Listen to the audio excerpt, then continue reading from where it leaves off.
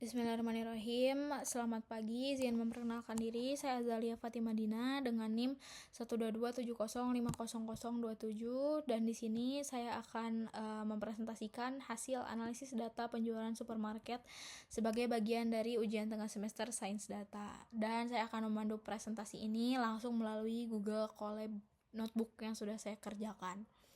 Baik, dataset yang saya gunakan adalah rekaman transaksi penjualan dari sebuah supermarket di Myanmar. Datanya ini mencakup 3 cabang, yaitu cabang A adalah Yangon, cabang B Mandalay, dan cabang C adalah Nai Pitau di tahun 2019. Nah, secara singkat isinya sangat lengkap karena di sini ada info tentang transaksi dan pelanggan, dan juga ada pembelian dan keuangan, dan juga ada umpan balik pelanggan, yaitu berupa rating kepuasan pelanggan. Baik, kita mulai dari tahap pertama, yaitu gather, assess, and clean dataset. Nah, di bagian preparation ini saya mengimpor library yang dibutuhkan, yaitu Pandas untuk mengelola data, NumPy untuk numerik, serta Matplotlib dan Seaborn untuk visualisasi, seperti itu. Saya juga melakukan mengunduh ke Google Drive saya tempat dataset saya disimpan. Selanjutnya di bagian gathering data ini saya memuat dataset sales of a supermarket.csv ke dalam sebuah data frame bernama supermarket_df. Nah, setelah berhasil dimuat, dapat dilihat di sini output dari df.head yang menampilkan 5 baris pertama data. Nah, ini untuk memberikan gambaran awal tentang kolom-kolom yang ada seperti invoice ID, branch, city, product line, customer, dan lain sebagainya. Kemudian setelah data dimuat, setelah data dikumpulkan ada, dan kita masuk ke tahap assessing data atau penilaian data. Nah, hal ini penting itu untuk mengetahui kualitas data sebelum dianalisis. Pertama, dijalankan terlebih dahulu df.info, dan dari output ini dapat dilihat ada 1000 baris data dan 17 kolom, dan yang paling penting untuk diperhatikan adalah di type-nya atau tipe datanya. Nah, di sini terlihat ada kejanggalan seperti kolom total dan gross margin percentage itu tipenya masih objek atau teks, padahal seharusnya angka yang berarti integer. Nah, ini adalah bendera merah pertama yang menandakan data ini perlu dibersihkan. Selanjutnya dicek missing values dan data duplikat. Hasilnya seperti yang terlihat di sini adalah 0. Artinya data ini lengkap dan tidak ada baris yang terduplikasi. Ini merupakan pertanda yang bagus. Kemudian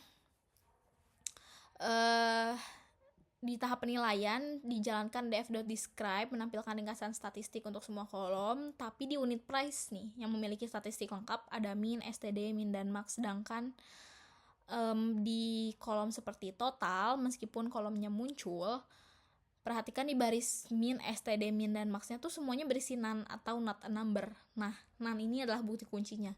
Ini adalah cara Pandas memberitahu kita bahwa kolom total ini dianggapnya sebagai teks, jadi kita nggak bisa hitung rata-ratanya. Nah, semakin mengonfirmasi bahwa kita perlu membersihkan kolom ini sebelum bisa dianalisis.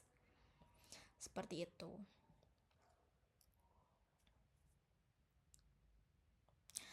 Nah, karena kita sudah tahu masalahnya, sekarang kita masuk ke tahap cleaning data.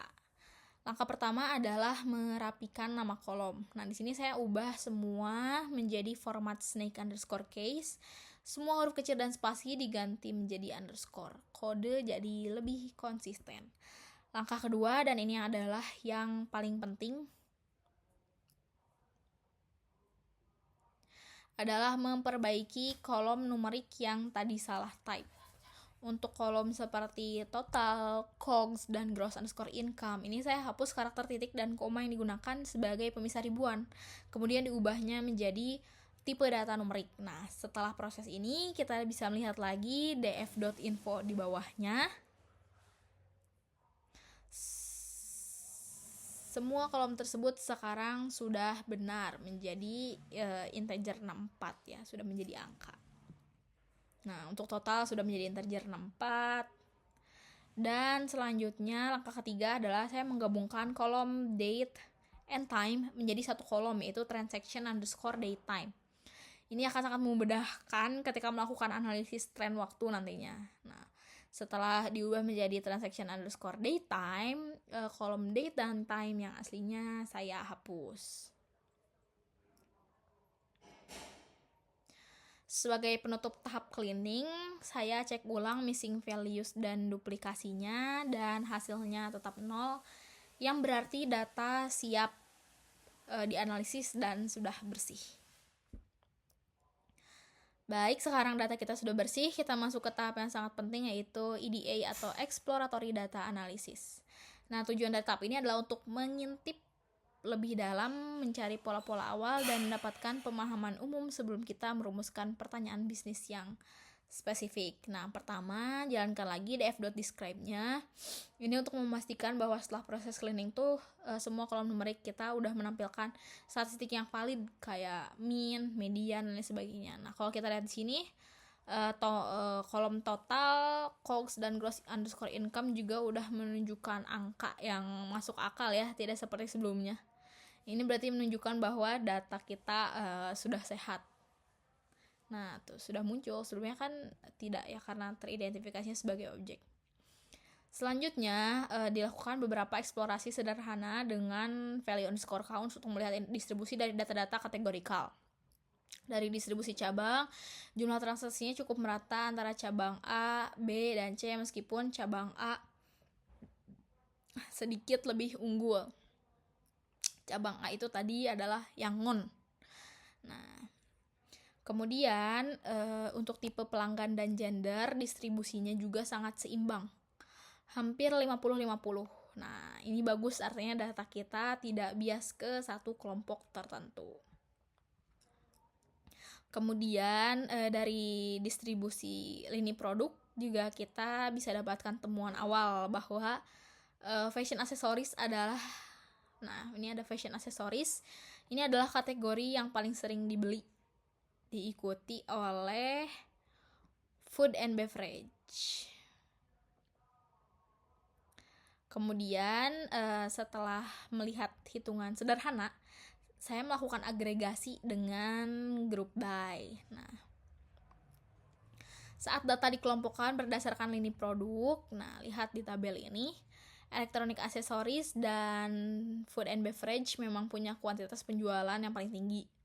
Tapi jika kita lihat kolom total revenue, ternyata health and beauty yang menghasilkan pendapat total yang paling besar. Nah, ini adalah insight awal yang sangat penting yang menunjukkan bahwa ada produk yang laku keras dan ada produk yang sangat profitable. Kemudian saat dikelompokkan berdasarkan metode pembayaran, juga kita bisa lihat bahwa e-wallet memiliki jumlah transaksi yang paling banyak.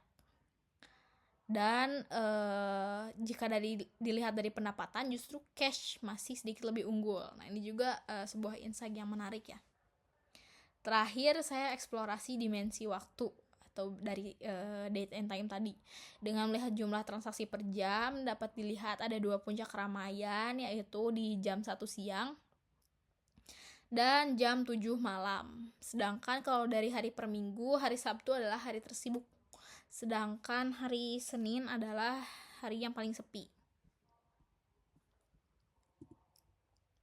Nah, dari semua temuan awal di tahap EDA inilah seperti ada yang perbedaan antar pendapatan antar cabang dan lain sebagainya. Sekarang dapat merumuskan pertanyaan bisnis yang lebih terarah dan spesifik. Nah, selanjutnya ini ada 5 pertanyaan bisnis yang telah disusun, dan kita akan jawab satu persatu dengan visualisasi agar lebih mudah dipahami.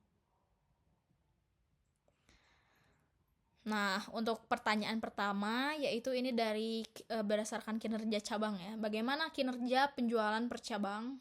Nah, di sini saya sudah menyiapkan 2 visualisasi, yaitu grafik batang, dalam grafik batang. Nah, grafik pertama ini menunjukkan total pendapatan, dan yang kedua menunjukkan total transaksi. Dari kedua grafik ini bisa dilihat dengan jelas bahwa cabang A di Yangon dan cabang C di Naipi tahu adalah juaranya. baik dari segi pendapatan yang di atas dan transaksi yang di bawah.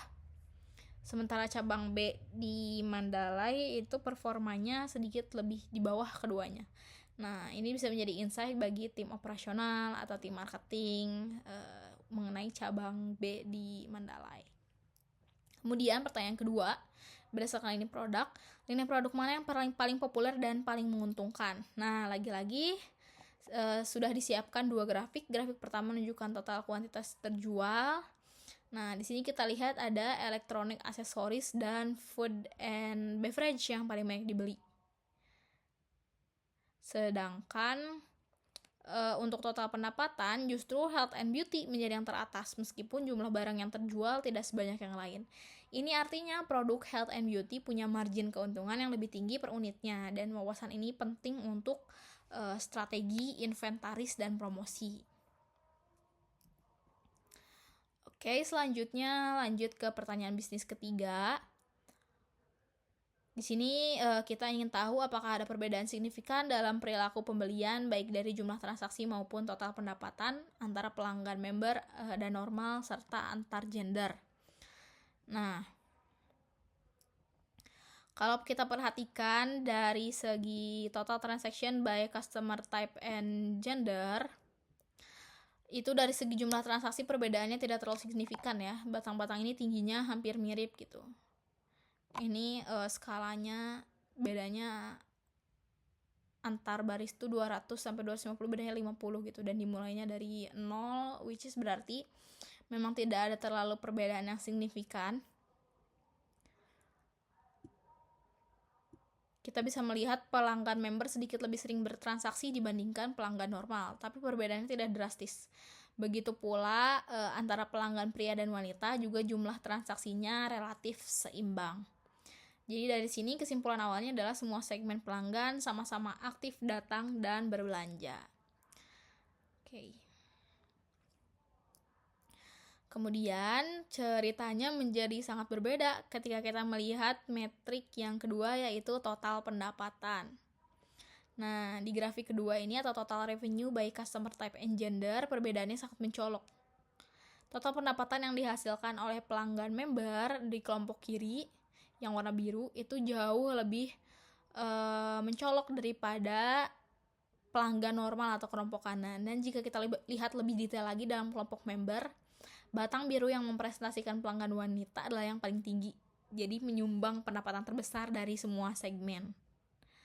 Nah, jadi kesimpulan yang bisa kita tarik adalah meskipun jumlah kunjungan atau transaksi mereka hampir sama, pelanggan member memiliki nilai belanja atau daya beli yang jauh lebih besar.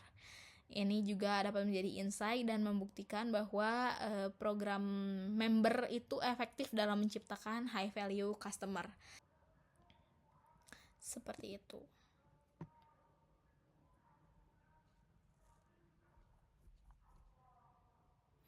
Baik, kita masuk ke pertanyaan bisnis keempat yang berfokus pada tren waktu dan metode pembayaran. Yaitu apa tren penjualan berdasarkan waktu, yaitu bulan, hari, jam, dan metode pembayaran apa yang paling sering digunakan. Nah, dijelaskan melalui grafik. Yang pertama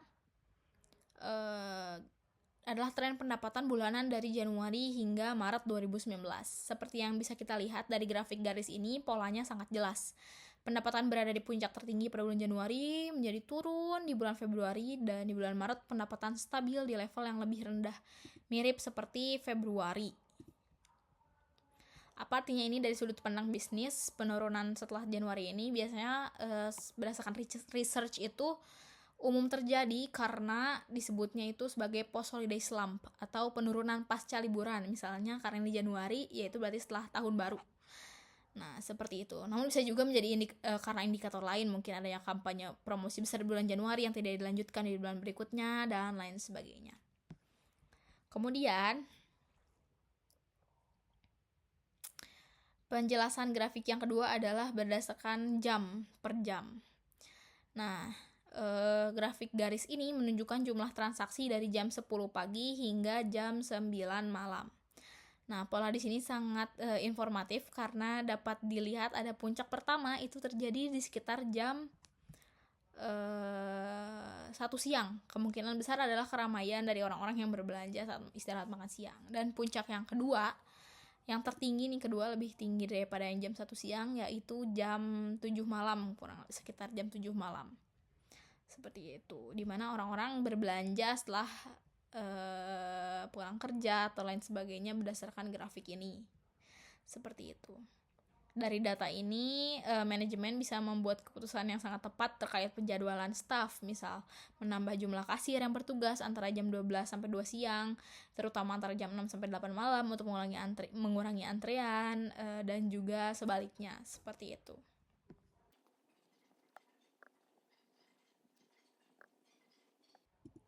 Kemudian penjelasan grafik yang ketiga adalah number of transaction by payment method atau metode pembayaran apa yang paling sering digunakan. Nah, grafik batang ini sangat mudah dibaca. Kita bisa dilihat dengan jelas bahwa e-wallet dan cash adalah dua metode yang paling dominan dengan jumlah transaksi yang hampir sama tingginya.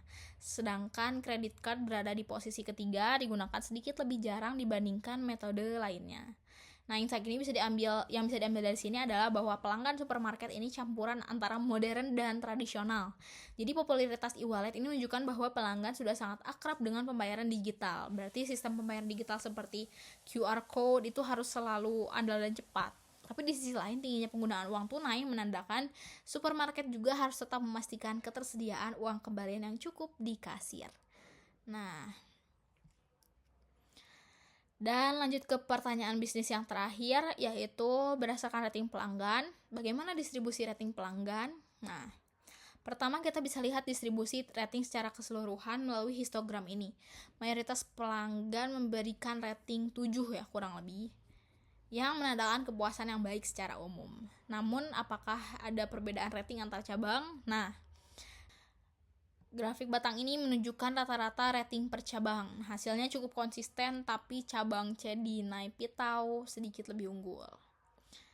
Terakhir kita lihat rata-rata rating per lini produk. Di sini food and beverage memiliki rating rata-rata tertinggi. Ini bisa jadi insight untuk lini produk lain yang ratingnya sedikit lebih rendah untuk cari tahu apa sih yang bisa ditingkatkan, seperti itu.